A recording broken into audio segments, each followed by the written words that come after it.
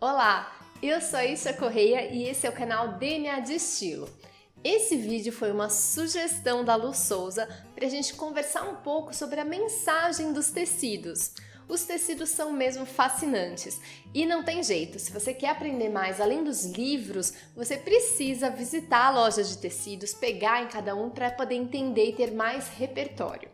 Se você quiser pensar nessas mensagens, elas estão muito ligadas aos elementos de design. Por exemplo, o tecido mais estruturado, como a gabardine, o gorgurão, ou até o veludo cotelê, tricoline, são tecidos que são mais durinhos, eles passam essa sensação de estrutura, de formalidade.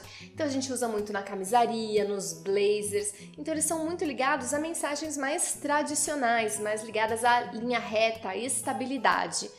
Já os tecidos mais molinhos e mais fluidos, eles passam mais movimento, mais feminilidade. Por exemplo, um crepe, uma seda, eles formam essas linhas mais curvas que são mais leves e passam essas mensagens que têm mais a ver com um pouco de romantismo ou até um pouco mais de elegância. Então a gente vai vendo que as linhas que cada tecido forma importam.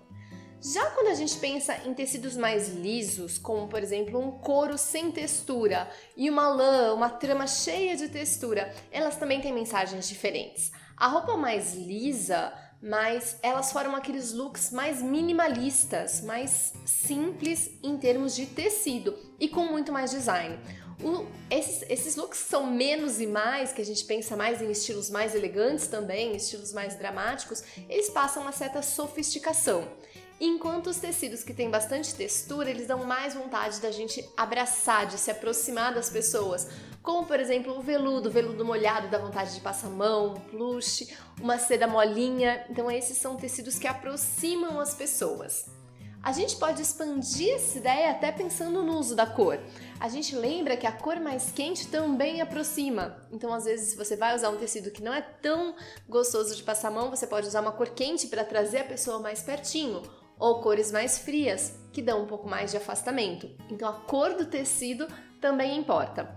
A gente pode pensar em termos de materiais mais nobres, por exemplo, o linho, a seda, a lã são tecidos naturais, eles passam mais essa nobreza, essa sofisticação.